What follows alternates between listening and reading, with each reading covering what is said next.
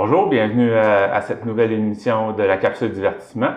On a déjà fait des émissions sur les tests de personnalité, l'effet Barnum, les biais cognitifs, qui sont toutes des façons dont notre cerveau nous joue des tours.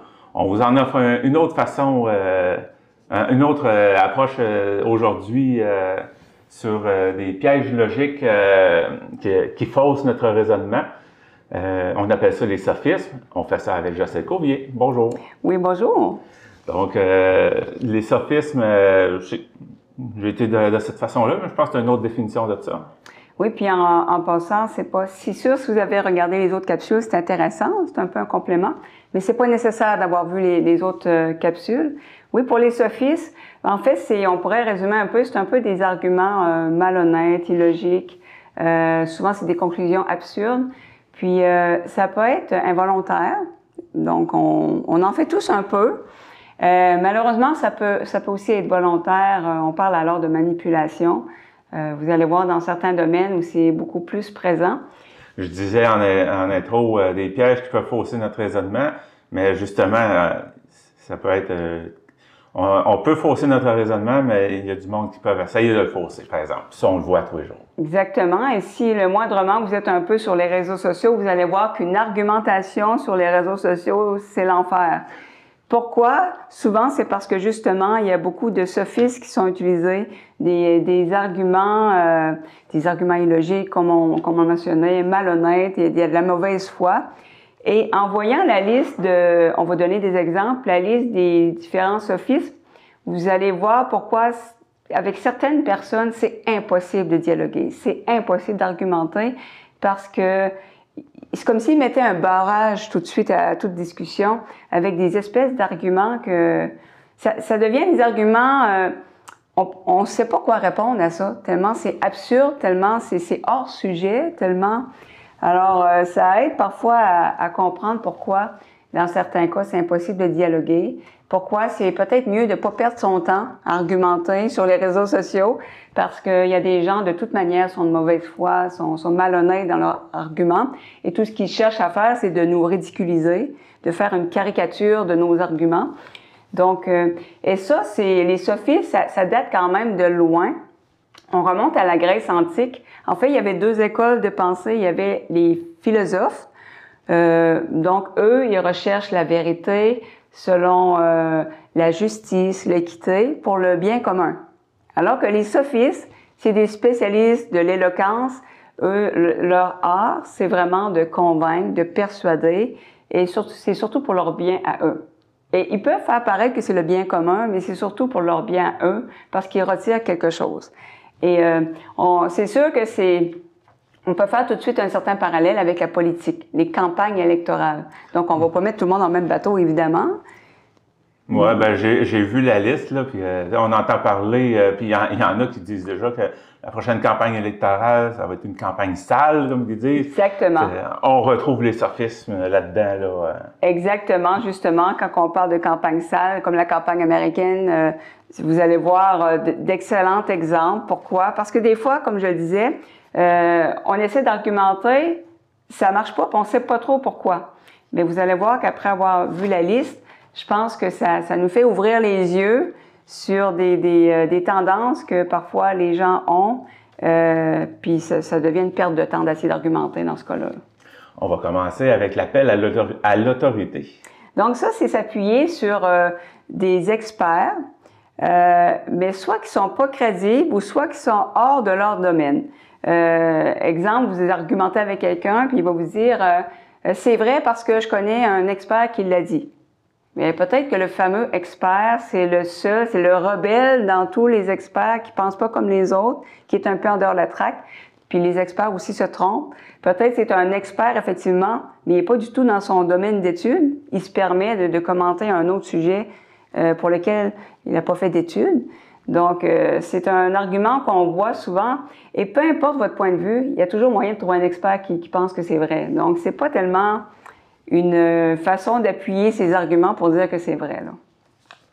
On y va maintenant avec la flatterie. Bon, l'appel à la flatterie, comme le nom le dit, c'est complimenter pour arriver à ses fins. Là, on est vraiment dans la manipulation. Et souvent, on va avoir des structures de phrases comme une personne intelligente comme toi va bien voir que c'est faux.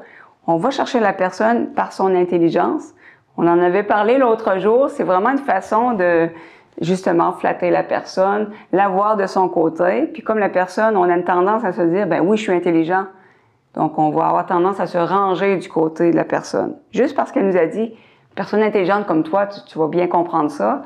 Ça vient nous chercher tout de suite, là. Puis, il n'y a pas juste les gens qui vont dire ça. On voit ça même sur les réseaux sociaux, là. C'est exactement la stratégie pour nous faire les petits jeux, là. Seuls 5% des gens intelligents vont réussir ce test. Ben, on est dans la flatterie, là. C'est exactement ça, là. On sort un petit peu, mais je suis à peu près sûr que ceux qui font ce genre de publication-là sur Facebook, parce que ça leur rapporte de l'argent, parce que tu vas chercher un maximum de clics. Là. Fait que, exactement. Il faut toujours se dire, est-ce que ça rapporte quelque chose à la personne? Donc, on revient à nos sophismes. L'appel à la tradition, dans le fond, le folklore, ces affaires-là. Oui, mais en fait, c'est de dire, ça fait longtemps que ça existe, c'est vrai. Ça fait depuis la nuit des temps que les gens font ça, donc c'est vrai. Médecine traditionnelle, genre. Oui, exactement. Donc, je dis pas que toutes les médecines traditionnelles ne fonctionnent pas, mais il y a certaines médecines traditionnelles. Le seul argument que les gens ont, ben, ça fait tellement longtemps que les gens font ça, c'est vrai. Mais c'est pas un argument en soi. Ou sinon, le fameux quand on a permis le mariage homosexuel, ben, tu as des gens qui sortaient comme argument, ben, depuis que le monde est monde, que c'est le mariage, c'est un homme et une femme. Mais c'est pas un argument en soi de dire, ben, ça fait longtemps qu'on fait ça, donc c'est ça. Donc, mais c'est un des sophismes qu'on voit beaucoup circuler. OK. Maintenant, on y va avec l'émotion. L'appel à l'émotion. Donc, évidemment, on est tous sensibles à l'émotion. C'est facile de venir nous chercher de plusieurs façons. Donc, on fait appel à l'émotion de la personne au lieu d'argumenter. On va faire appel à sa peur, sa culpabilité. Un exemple, mon Dieu, cette personne âgée-là ne peut pas avoir fait ce crime-là. Ou cette personne souffrant d'un handicap ne peut pas être coupable. On va chercher l'émotion de la personne. Ou lorsqu'on était jeune, on se faisait dire de manger tous nos légumes parce qu'il y a des gens qui ne mangent pas, qui ont leur faim dans le monde. Je l'ai déjà entendu, celle-là. On l'a tous entendu. Et c'est vrai que oui, il y a un fond de vérité. C'est vrai que gaspiller la nourriture alors que d'autres ne mangent pas leur faim, c'est terrible. Mais en soi, c'est pas un argument. C'est parce qu'on essaie d'aller chercher l'émotion. C'est une façon un sophisme encore une fois. Fait que même les parents vont les utiliser pour leurs enfants. On a tous déjà utilisé, des fois volontairement ou involontairement. Oui, c'est sûr que probablement qu'il y en a qui vont se reconnaître dans certains là-dedans. Ça ne sera pas tout le temps intentionnel non plus. Exactement. En tout cas, on va finir par découvrir, moi, ça, j'agis de même. On y va avec la popularité. Donc, l'appel à la popularité, c'est considérer que quelque chose est vrai parce qu'il y a beaucoup de gens qui considèrent que c'est vrai. Ça aussi, c'est pas un argument de se dire, ben beaucoup de gens pensent ça, donc c'est vrai. Par exemple, lorsqu'une personne déteste un film, souvent les gens vont prendre leur opinion pour une vérité, plutôt que de dire, j'ai pas aimé ça, ça va être, le film est pourri. C'est comme si c'était établi, une vérité internationale. Si le film est mauvais. Puis souvent, ils vont appuyer leur dire j'ai été avec d'autres personnes qui ont détesté aussi. Comme si ça ajoutait du poids à leur opinion, qui est en fait seulement une opinion. Une autre personne peut avoir aimé ça. Ou la fameuse règle des 5 secondes. Peut-être que vous avez entendu, c'est que si on échappe un aliment par terre, ouais, tu as 5 secondes pour le ramasser avant que les bactéries s'installent dessus. Une affaire de même. Là. Exactement. Donc, c'est un mythe, mais il y a tellement de gens qui le disent que c'est comme si c'était établi, comme si c'était vrai. Mais non, on a fait des expériences. Et si quelque chose tombe à terre, même si vous le ramassez en dedans de 5 secondes, je veux dire, pas avoir des bactéries. En particulier, si c'est un aliment humide, ça dépend surtout de l'aliment, ça dépend de la surface. Donc, il n'y a pas d'histoire de 5 secondes. Là. Ouais, entre un biscuit qui tombe à terre et un morceau de fruit ou à l'extrême encore un morceau de viande, là, je pense qu'il y a une grosse marge. C'est sûr que le biscuit, lui, va être encore consommable. Il y a quand même, c'est sûr qu'il y a quand même des aliments plus liquides, humides, c'est sûr que c'est plus problématique. Mais il n'y a pas le fameux 5 secondes, ça ne vous assure pas d'être en sécurité. Appel à la pureté, c'est quoi celle-là? Ça m'a fait sourire parce que je ne la connaissais pas et on l'appelle aussi le vrai écossais. C'est de masquer le défaut de notre argumentation en appelant à la pureté. Je vais donner un exemple. Tous les Québécois votent pour tel parti. Évidemment, c'est pas le cas. Donc, si la personne vous répond, ben non, moi, j'ai pas voté pour eux autres, ben, on peut se faire rétorquer, je voulais dire, les vrais Québécois votent pour tel parti. Donc, on appelle à la pureté, seuls les vrais patriotes votent pour tel parti. Les vrais patriotes pensent de telle manière. Donc, ça s'appelle le vrai écossais parce que il y a une espèce d'idée qui circule que les vrais Écossais portent pas de sous-vêtements sur leur kilt. Donc, si quelqu'un te dit, ben non, mais moi, je connais quelqu'un qui en porte. Non, les vrais Écossais. C'est une façon aussi de discréditer l'opinion de l'autre personne. On se rend compte que finalement, notre argument a des failles et on essaie de les masquer de cette manière-là. On fait appel à, justement, l'espèce de pureté. Par exemple, le végétarisme aussi, un autre exemple. Il y a souvent des débats. Moi, je suis végétarienne et il y a des débats à savoir qui est vraiment un vrai végétarien, qui est un vrai vegan, parce que y a des végétariens qui consomment parfois des produits laitiers, t'en as d'autres, ça va être autre chose. Et là, ça va se traiter de faux végétariens. C'est encore une fois un appel à la pureté, là, c'est des opinions finalement. Végétarien, végétalien, vegan, je pense qu'il y en a même un autre. Ça devient compliqué, hein? C'est ça, ça vient-tu ça venait de ça? Quand on parle de faire des amalgames, là, ça vient faire appel à ça? Oui, ça peut rentrer là-dedans, puis vous allez vous rendre compte aussi que souvent, il y a plusieurs sophistes qui entrent en ligne de compte. Comme un peu les biais cognitifs de l'autre jour. Oui, il y en a qui se rejoignaient, là. On trouve une situation, puis on se dit, ah ben ça entre en ligne de compte, ça. C'est que finalement, on est souvent dans ce cas-là, on est vraiment dans la manipulation, là, quand il y en a plusieurs en même temps. L'appel à la nature et non de la nature. Donc ça, c'est considérer que ce qui est naturel est sain et ce qui est artificiel est malsain. Donc, on l'entend souvent pour les médicaments, les produits naturels. Ceci dit, il y a des produits naturels qui peuvent être dangereux dans certaines situations selon notre état de santé. Le millepertuis, il y a des gens qui peuvent le consommer sans problème, mais il y a d'autres personnes pour qui ça peut être problématique. Le pamplemousse, pour beaucoup de gens, c'est inoffensif, mais si c'est en même temps qu'un tel médicament, ça peut être problématique. Donc, faire une généralité, tout ce qui est naturel et sain, on peut pas se permettre de... Puis quand on y pense, l'arsenic, c'est naturel. Ah, c'est naturel, donc on peut pas... C'est naturel, mais c'est mortel. Oui, donc on peut pas faire des généralités comme ça, là. C'est pas un argument. Le prochain, ça, on le voit, on l'entend beaucoup depuis un certain temps, là, dans le 2 poids, 2 mesures. Donc ça, c'est créer des exceptions pour des situations. On a tous été témoins de ce genre de choses-là. Par exemple, au niveau des hommes qui sont plus payés que les femmes, donc il y a des gens qui vont dire « Moi, je suis pour l'égalité des sexes », mais quand on parle de payer autant un que l'autre, ah là, il y a des exceptions, ils ne sont plus d'accord, oui, mais... Fait que c'est 2 poids, 2 mesures, là, quand on fait des exceptions dans une situation. Ou la fameuse phrase que les gens vont dire souvent, « Mais moi, c'est pas pareil ». Donc, ils s'extraient de la situation comme si eux, ils sont pas concernés par ça. La règle concerne juste les autres. Par exemple, la conduite automobile, tout le monde est d'accord pour dire qu'il faut pas conduire en état d'ébriété, mais moi, c'est pas pareil, moi, je suis capable. Moi, je tolère plus la bière, je suis capable de conduire avec oui, le fameux, moi, je tolère bien ça, ou moi, je suis capable de texter parce que je suis bon, puis j'ai la concentration. sais, c'est le 2 poids, 2 mesures. La règle est là pour tout le monde, là. Puis c'est des études qu'on fait pour voir que les gens sont distraits avec leur téléphone au volant. L'attaque contre la personne, ça aussi, c'est quelque chose qu'on voit souvent, là. Donc, comme le nom le dit, c'est attaquer, mépriser les propos de la personne. On va souvent rabaisser. Le but, c'est toujours de discréditer l'autre personne.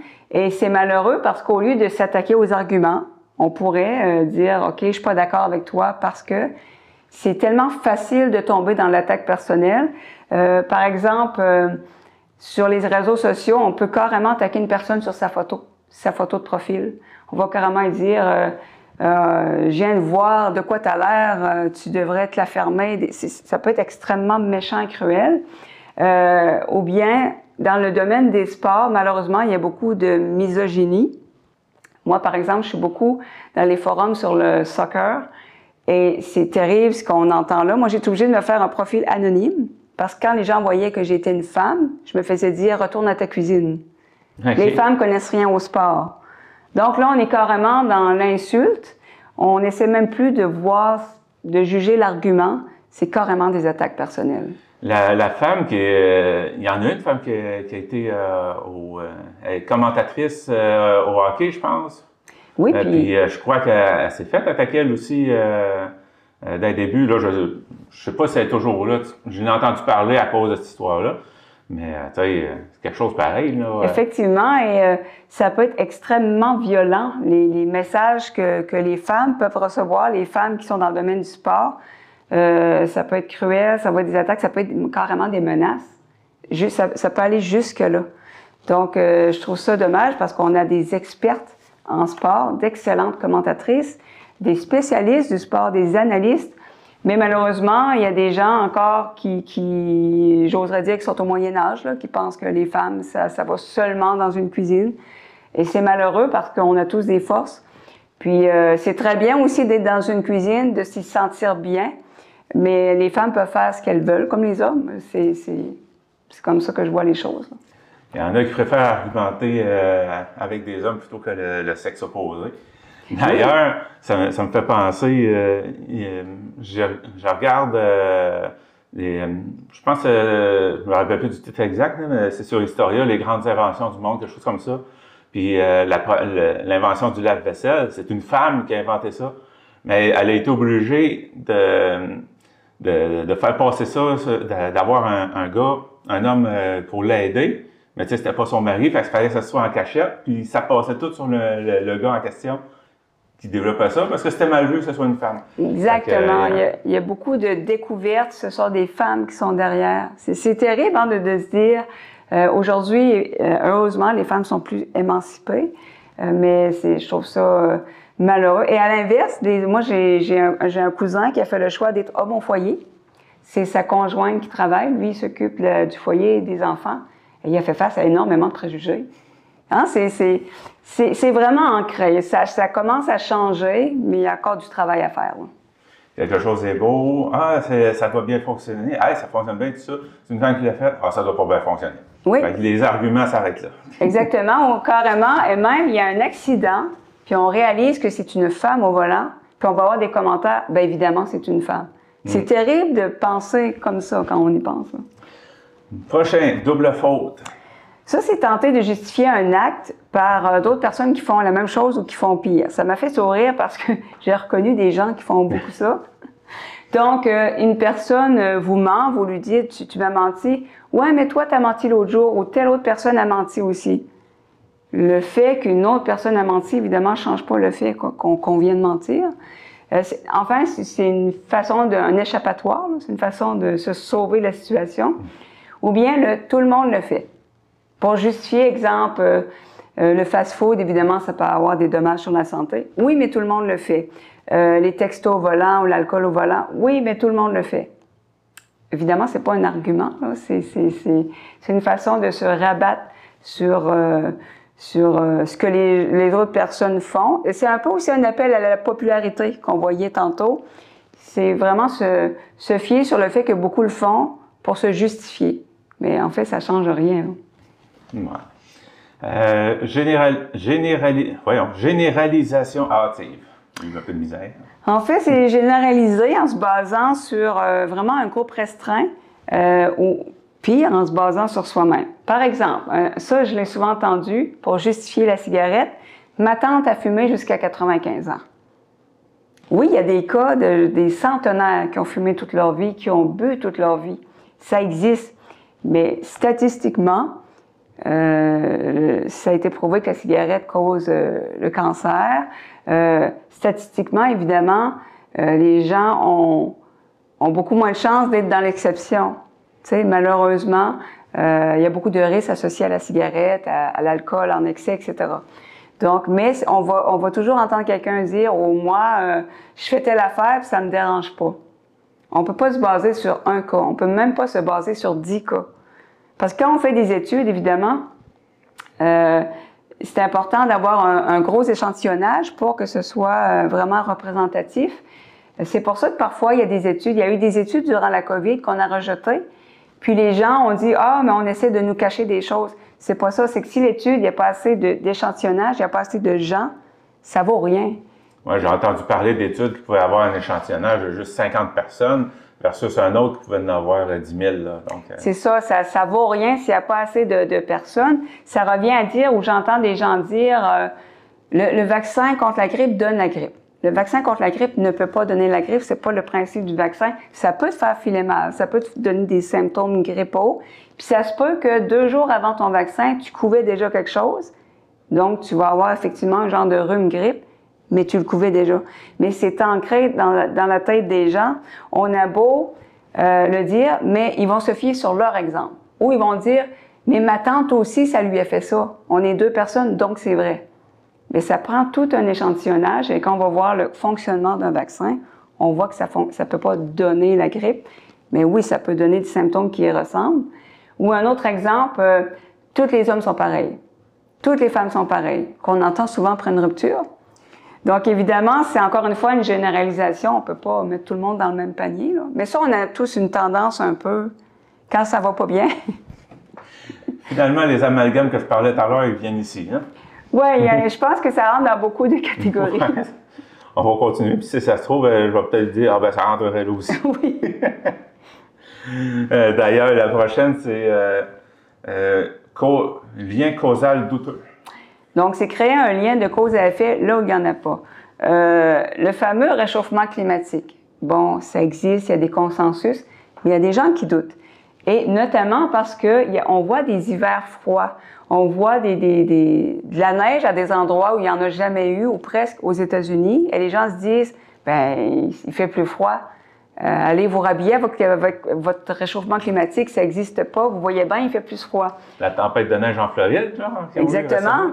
Donc, les gens vont tourner ça au ridicule et ils vont justifier que non, ça n'existe pas, le réchauffement climatique. Il ne faut pas confondre météo et climat. Le climat, c'est quelque chose d'extrêmement complexe. Moi, ce n'est pas mon domaine. Mais pourquoi, par exemple, le réchauffement climatique va causer un hiver glacial ailleurs?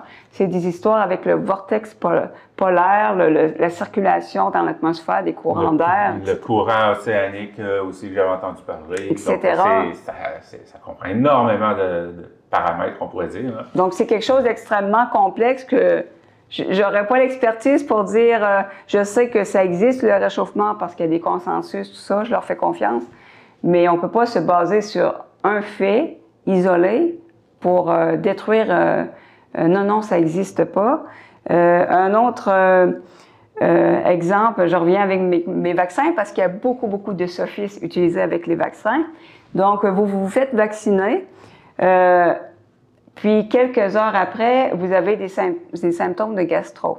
Premier réflexe, et on va tous le faire, tiens, c'est le vaccin. Mais ça se peut que vous avez mangé quelque chose hier qui n'a pas passé. Ça se peut aussi que le vaccin vous a donné un dérangement, des effets secondaires, là, mais c'est possible aussi que vous avez mangé quelque chose la veille ou même 2 jours avant. Des fois, les intoxications alimentaires, c'est long. Mais notre premier réflexe, parce qu'on généralise, on va faire un lien où il n'y en a pas, nécessairement. C'est le vaccin. Oui, avec la première chose qui s'est passée avant de tomber malade. Exactement. Donc, puis on entend parler les gens souvent, les vaccins, les gens ont peur, l'appel à la peur. Là, ils rentrent beaucoup de sophismes dans le domaine des vaccins. C'est pour ça que je le donne en exemple. Prochain, la pente savonneuse. Oui, la pente savonneuse, la pente glissante, c'est très utilisé. En fait, c'est croire qu'une situation va amener des conséquences catastrophiques, comme si on mettait le pied dans un engrenage. Donc, par exemple, on essaie de pousser le transport en commun, les voitures électriques. Et là, il y a des gens qui disent, ben c'est ça, on va nous empêcher de conduire, il n'y aura plus de voitures, on va les interdire, ils n'en vendront plus. Là, c'est aller loin, là. On essaie juste il y a trop de trafic, il y a trop de pollution, on essaie d'encourager les gens à prendre le transport en commun quand c'est possible. On n'est pas rendu à plus vouloir vendre de voitures. Mais il y a des gens qui sont rendus là, dans leur tête là, à un scénario catastrophe. Ou un autre exemple, quand il y a eu la légalisation de la marijuana, moi j'avoue que la première, j'étais inquiète. Je me demandais ce que ça allait donner. Mais on a bien vu, bon, il n'y a pas eu de catastrophe, là, ça se passe bien. Mais il y a des gens qui vont... Tu vas parler d'une personne qui consomme de la marijuana, du pot, pour X, Y, Z raison, et ils vont dire, ben, tu vas tomber dans la coke. Il y a une différence entre le pot et la coke, là. On n'est pas du tout dans le même domaine. Moi, je connais beaucoup de gens qui consomment du pot depuis des années. Ils n'ont jamais touché à autre chose. Tu sais, il y a vraiment un monde entre les deux, mais il y a des gens qui vont faire justement... ils pensent que tu te mets un pied dans un engrenage. Ça arrive, c'est vrai que ça arrive. Mais c'est pas tout le monde. La plupart des gens qui vont consommer le pot, ils ne consommeront pas du crack un mois après, là. Tu sais, il y a comme une nuance, là. Mais c'est beaucoup utilisé dans les arguments, là, que « Ah, mon Dieu, ça va donner ». Ou, par exemple, on encourage un repas végétarien par semaine pour la santé, pour l'environnement, pour la cruauté animale, tout ça, pour diminuer la cruauté. Puis, ben, les gens sont rendus à dire qu'on va manger des insectes, qu'on va être forcé de manger des insectes. On n'est pas là, là. On veut juste que les gens mangent plus sainement de temps en temps. Peut-être qu'il y en a qui pensent ça parce qu'on est rendu à vendre de la farine de je ne sais pas quel insecte. Là.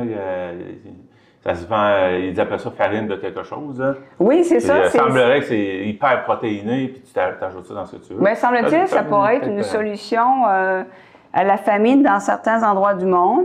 Moi, je suis végétarienne, comme je le disais, j'ai aucune intention de manger des insectes, je peux vous le dire. Donc, il ne faut pas faire le lien entre les deux, parce que non, on veut juste encourager les gens à manger plus sainement de temps en temps. Là. De toute façon, avec l'épicerie qui devient de plus en plus chère, là, ça peut être une idée d'essayer des fois d'en rentrer un plat végétarien juste pour essayer de diminuer. Ça aide à faire diminuer la facture d'épicerie. Eh bien, les gens seraient surpris, il y a beaucoup de variétés. On a une idée, le végétarien, c'est manger une salade. C'est loin de ça. Là. Il y a beaucoup, beaucoup de variétés maintenant. On est chanceux pour ça. C'est sûr que j'ai essayé de tofu, mais le tofu, je suis pas capable de manger ça. Moi, pareil, ça fait rire les gens. J'ai une végétarienne qui ne mange pas de tofu. J'aime vraiment pas le tofu. Il y a bien d'autres sources de protéines. Exactement. Allons avec un autre sophisme, la solution parfaite. Donc ça, c'est rejeter toute action qui ne donne pas un résultat parfait. Un bon exemple, c'est les pubs contre l'alcool au volant.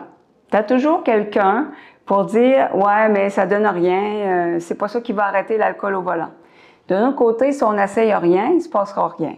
C'est sûr que, d'après moi, les pubs d'alcool au volant ont tendance à sensibiliser davantage les gens qui sont déjà sensibilisés que les gens qui s'en foutent. Mais je pense quand même qu'il y a des gens que ça doit remuer, que ça doit faire réfléchir. De toute façon, je pense qu'il faut essayer quelque chose. C'est comme l'écologie. Moi, je pense que le compostage est important, le recyclage est important, mais j'ai des gens qui vont me dire c'est pas ça qui va sauver la planète. De toute façon, c'est les industries qui polluent le plus. C'est pas moi qui va faire une différence. C'est comme si, parce qu'on peut pas enrayer toute la pollution, ça donne rien de faire quelque chose. Donc, moi, je trouve ça dommage, ce mode de pensée-là, parce que chaque action compte. C'est une goutte d'eau dans l'océan, mais elle est nécessaire. Puis si tout le monde se dit ça, c'est sûr qu'il ne se passera rien. Moi, je pense que chaque petite action minime, je pense que c'est important de développer des réflexes pour préserver l'environnement, etc.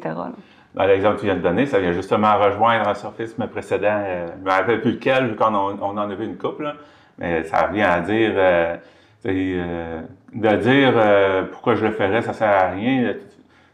Dans le fond, on vient à dire, si on pense ça, on se dit que tout le monde ne le fera pas parce que ça mène à rien. C'est ça, il y a comme une... Puis c'est aussi une façon, l'humain comme ça, c'est une façon des fois, on se sent coupable de se justifier. Ça donne rien. Tu sais, c'est une façon de dire, OK, je suis correct de ne pas le faire parce qu'on se sent coupable, on a des remords, peu importe. Puis une belle parabole qu'il y avait là-dessus, c'était le petit enfant qui rejetait des étoiles de mer à la mer. Puis il y a quelqu'un qui dit, pourquoi tu fais ça? Tu ne pourras pas toutes les sauver. Il y en avait partout. Puis il dit, pour celle-là, ça fait une différence. Puis moi, je trouvais ça beau. Moi, j'ai vu ça affiché parce que, à un moment donné, je faisais de l'aide aux études pour des élèves en difficulté.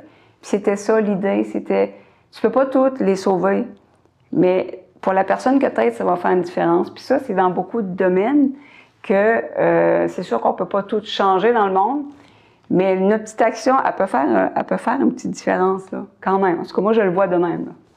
Sophisme génétique. Ça, c'est de juger d'une affirmation selon l'origine. Par exemple, on l'a vu beaucoup pendant la pandémie. Ah ben, ça vient des médias, c'est faux. Et là, je dis médias pour être poli parce que le terme utilisé était pas mal moins poli que ça, OK? Donc, à un moment donné, durant la pandémie, il y a eu une espèce de rébellion contre les médias, contre le gouvernement. Ben, c'est dommage parce qu'on a mis tout le monde dans le même bateau. Oui, c'est vrai qu'il y a peut-être des journalistes qui fouillent moins leur sujet, mais de manière générale, je pense que les journalistes font un très bon travail. Puis c'est dommage de discréditer ce travail-là. Donc, à un moment donné, c'était tout ce qui vient des médias est mauvais. T'écoutes les nouvelles, t'es un mouton. À un moment donné, c'était devenu des attaques personnelles, c'était devenu méprisant. Je pense que, par exemple, le journaliste d'enquête, c'est des gens qui font un travail exceptionnel, là. Donc, c'est dommage de cette espèce de mépris que certains ont développé envers les médias, moi personnellement, qui font un bon travail. De manière générale, là, évidemment, il y en aura toujours peut-être pour bâcler leurs recherches. Ah, ça, c'est comme dans tout métier, il n'y a pas de perfection nulle part. Là. C'est sûr qu'il y en a toujours qui vont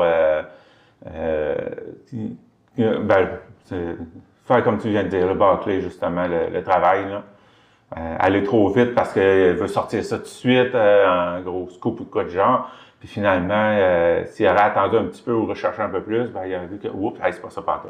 Exactement. Ben justement, moi, le sensationnalisme, je t'avoue que j'ai de la misère avec ça parce que je pense que on a justement un cas comme ça ici. Je sais pas si tu as vu passer à propos d'une enseignante de Cap d'Espoir. On a été dire dans les médias, ben c'est un média plutôt, qui a été dit qu'il était arrivé certaines choses. Puis finalement, c'était pas en tout dans cette école-là, puis cette enseignante-là, ça n'avait rien à voir, c'était ailleurs. Mais les conséquences. Même, il n'y avait rien partout, il y avait pas. Non, c'était pas que c'était ailleurs, il n'y avait aucune preuve de ça. Il s'était rien passé. Mais la personne, elle s'est fiée sur le dire de quelqu'un pour sortir une nouvelle domaine. C'est terrible parce que les conséquences sont permanentes pour la personne. On vit dans des petites places, hein. Tout le monde connaît tout le monde. On se connaît jusqu'à Rimouski. Puis on aura beau répéter tous les jours, non, finalement, il n'y avait pas de preuve. Le doute va rester, malheureusement. C'est ça qui est dommage. Pour ça, quand on sort une nouvelle, c'est important d'avoir une éthique. Parce qu'il y en a qui disent qu'il n'y a pas de fumée sans feu. Oui. Tu sais, c'est sûr que c'est une expression qu'on entend souvent, mais en même temps, c'est pas toujours le cas. Je me demande si ça ne serait pas un sophisme, celle-là, cette expression-là. C'est vrai, c'est sûrement que ça rentre dans les sophismes. Donc, tu amènes un excellent exemple. Donc, c'est pas parce que des gens vont sortir des nouvelles vite pour faire du sensationnalisme sans vérifier les choses que les médias sont tous pareils. Je pense qu'en général, ils font un bon travail. Ou, par exemple, un autre exemple du sophisme génétique, en fin de compte, c'est que on va dire que quelque chose est faux parce qu'on n'aime pas la source. Un bon exemple que j'ignorais, l'interdiction de fumer dans les lieux publics, à l'origine, ça vient de l'Allemagne nazie.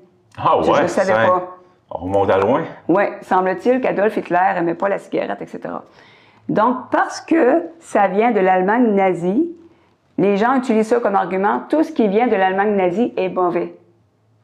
Donc, c'est sûr que le nazisme, on est tous d'accord, c'est épouvantable, mais on parle vraiment d'un fait qui n'a aucun rapport avec le nazisme. L'interdiction de cigarettes dans les lieux publics, ça n'a aucun rapport, mais il y a quand même des gens qui vont s'appuyer sur la source pour dire c'est niaiseux d'interdire la cigarette dans les restaurants, par exemple. Parce que la source ne fait pas leur affaire. Donc, c'est... Mais ça, je l'ignorais honnêtement que ça venait de là. Moi non plus, je ne savais pas ça. Whataboutisme, c'est quoi ça là? Ça vient de l'anglais what about. Parce que ça, c'est faire dévier un débat par une attaque sur un sujet finalement qui a vraiment aucun rapport. Puis donc, what about, je ne sais pas trop comment le traduire en français. Donc, quelqu'un dit un argument, puis c'est comme de dire oui, mais qu'est-ce que tu dis de? C'est un peu ça, what about. Donc, un bon exemple, c'est la campagne électorale américaine. Peu importe ce qu'on disait sur Donald Trump, tu avais quelqu'un pour dire oui, mais Biden, oui, mais le laptop du fils de Biden. Ça n'avait rien à voir avec l'argumentation. Je ne dis pas que c'est des choses qu'il ne faut pas débattre, mais ça n'avait pas rapport avec le sujet. Tu sais, c'est correct d'amener d'autres sujets, on va en débattre, mais quand ça n'a pas rapport avec la discussion, il faut clore le premier sujet, en tout cas. Ou ici au Canada, oui, mais Trudeau. Oui, mais la pandémie. Oui, mais les mesures sanitaires dans un sujet qui n'a absolument aucun rapport. Donc, encore une fois, c'est un échappatoire. Quand les gens n'ont plus d'arguments, ils vont aller chercher ailleurs. Comme je dis, c'est correct. Dans le fond, c'est pour essayer de discréditer encore. Ouais. Oui, donc on va parler de quelque chose que le premier ministre a fait qui n'était pas correct. Mais on va le chercher à côté. Oui, mais toi, ton candidat n'est pas mieux, il a fait telle affaire. Mais ça n'a aucun rapport. Là. On est en train de parler je ne sais pas moi, d'autres choses qui s'est passé. Donc, c'est des échappatoires qui sont beaucoup, beaucoup utilisés sur les réseaux sociaux. Comme je dis, OK, si quelqu'un a fait quelque chose, on va en discuter. Mais c'est parce que ça n'a pas rapport avec le sujet. Tu sais, c'est pas un argument, un contre-argument. Donc, c'est le fameux « what about ». On est rendu maintenant au faux dilemme. Donc, les deux derniers, je les ai mis en dernier, c'est pas un hasard parce que je trouve qu'ils sont beaucoup, beaucoup utilisés. Faux dilemme, c'est piéger dans deux solutions. On restreint la personne à deux solutions. Et en général, il y a un choix A, c'est celui du sophisme de la personne, et un choix B, catastrophique, ridicule et absurde, et exagéré. Donc, je vais donner un exemple, la fameuse phrase « tu es avec moi ou contre moi ». Oui, on l'entend beaucoup, ça. Donc, ça, c'est vraiment vivre dans un monde en noir et blanc. Tu sais, les nuances existent. On peut pas être d'accord avec quelque chose, mais avoir certaines nuances. Ça ne veut pas dire qu'on est contre toute la personne. Tu sais, quand quelqu'un amène ça de cette manière-là, c'est qu'il n'y a plus aucune nuance. Ou, par exemple, si je dis, moi, je suis pour qu'on investisse de l'argent dans la santé et l'éducation, bien, la personne va me répliquer, comme ça, toi, ça veut dire que toi, les dépenses militaires, tu veux rien savoir de ça, puis qu'on se fait attaquer, tu t'en fous. C'est pas ça que j'ai dit. Je dis juste qu'on devrait. Je peux être aussi pour les dépenses militaires jusqu'à un certain point, mais que moi, par exemple, la priorité, ça serait la santé, l'éducation. Mais les gens te font dire quelque chose que tu n'as jamais dit, finalement. Ils te donnent, c'est comme si soit tu es pour les dépenses militaires, soit tu es contre ton pays, puis tu es un traître. Ça marche pas de même, là. Tu sais, tu peux être pour, mais jusqu'à un certain point, selon certains paramètres, etc. Donc, c'est des gens qui vivent vraiment très polarisés. C'est noir, c'est blanc, il n'y a rien entre les deux, il n'y a pas de gris. C'est impossible de discuter avec des gens comme ça, malheureusement. C'est un peu comme le concept de gauche et de droite, là. Quoique ça, c'est un concept qui m'échappe pas mal, là. Mais juste parce que j'en entends parler pas mal, là, tu sais, semblerait que c'est rendu à cette heure que quelqu'un qui était de droite avant, avec les nouvelles idées polarisantes, on pourrait dire, qui émergent, ben la personne est de droite, mais elle pense pas, elle n'est pas d'accord avec telle idée, ben là, tu n'es plus de droite, tu es rendu de gauche. Ah oui, non, mais là, c'est rendu, là, on divise les gens gauche-droite. Là, on étiquette les humains. Si le moindrement, tu es contre le racisme, contre l'homophobie, tu es un woke. Puis là, il n'y a plus aucune nuance dans la discussion. On t'étiquette, tu es un extrême. Alors que, tu sais, moi, personnellement, j'ai voté pour vraiment plusieurs partis différents. Parce que j'y vois avec les idées, les choses qui me tiennent à cœur. Mais tu as des gens qui sont très, très ancrés. C'est difficile de sortir de quelque chose. En tout cas, moi, personnellement, j'aime beaucoup les nuances. Comme je disais l'autre jour, j'aime discuter avec des gens qui ne pensent pas pareil. J'aime m'ouvrir à d'autres choses. Je ne sais même pas pour qui je vais voter aux prochaines élections. Je veux dire, tu sais, je réfléchis à tout ça. Mais tu as des gens, c'est noir, c'est blanc. Il n'y a rien d'autre que ça. Et en tout cas, ça rend vraiment la discussion impossible. Et le dernier, l'homme de paille ou l'épouvantail. Donc c'est ça, quoi celle-là? c'est probablement, je pense, l'argumentation qui me fâche le plus parce que c'est de la mauvaise foi. Donc, tu dis quelque chose, puis la personne déforme volontairement. Donc, c'est déformer, exagérer, simplifier les propos de quelqu'un pour discréditer la personne et pour rendre ses propos plus facilement attaquables. Et c'est carrément de la mauvaise foi, c'est malhonnête parce que, évidemment, la personne sait très bien que c'est pas ça que tu as dit, mais elle va faire une caricature de tes propos pour te rendre ridicule, puis après attaquer. Finalement, c'est même pas ça que tu as dit à la base. Je vais donner un exemple. Disons que moi, je dis, ben bon, l'environnement, c'est important. Ça serait bien, là, penser à quelque chose parce que les voitures, ça pollue beaucoup. Puis, je me ferais répondre, bon, ben c'est ça, toi, tu veux qu'on enlève les chars puis qu'on se promène à cheval. Ça, c'est un exemple d'homme de paille. On prend mes propos, j'ai jamais dit que j'étais contre les voitures, mais peut-être qu'on pourrait, je sais pas, encourager l'achat de voitures électriques, peut-être que, je sais pas, faire des mesures pour le transport commun, le rendre gratuit, je sais pas, j'envoie ça en l'air. Mais au lieu de ça, on vire mes propos de façon caricaturale, on me fait dire ce que j'ai pas dit, ou par exemple, si, encore en environnement, bon, je suis préoccupée parce qu'on va chercher des ressources naturelles beaucoup, on brise l'environnement, puis je me fais répondre, ben comme ça, toi, t'es pas qu'on vive comme au Moyen-Âge, plus de cellulaire, puis on pense à l'environnement, puis c'est pas ça que j'ai dit. Tu sais, il y a moyen d'avoir des nuances. Encore une fois, on est dans les nuances. C'est encore une fois des gens, c'est noir ou c'est blanc. C'est très, très caricatural. Et une façon de se protéger de ça, c'est l'homme d'acier. Donc, on parle de l'homme de paille. Donc, c'est l'homme d'acier. J'ignorais le concept. C'est reformuler les propos de la personne pour être sûr d'avoir bien compris. C'est un signe de respect. Tu me dis quelque chose et je reformule. Comme ça, tu me dis, tu veux dire que. Pour s'assurer que j'ai bien compris, puis j'argumente sur la bonne affaire. Parce que des fois aussi, il y a des malentendus, c'est qu'on se comprend mal. Des fois, c'est involontaire. Là. Mais souvent, l'homme de paille, c'est vraiment volontairement. C'est pour humilier l'autre, humilier ses propos. Et dans l'homme de paille, il peut entrer tellement de sophismes. Je vais vous donner un exemple. Disons que j'ouvre le débat. Est-ce que c'est nécessaire les batailles au hockey? Dans la Ligue nationale, est-ce que c'est les bagarres? Est-ce que c'est vraiment nécessaire? Je fais juste dire ça. Puis je me ferais répondre, ben c'est ça, toi, tu veux que ça ressemble à de la ringuette, qui s'est rendu un sport de filles, puis qu'il y a des ballerines qui se touchent plus. C'est pas ça que j'ai dit. Mais là, on voit que la personne a fait l'homme de paille. Elle ridiculise mes propos, elle fait une caricature.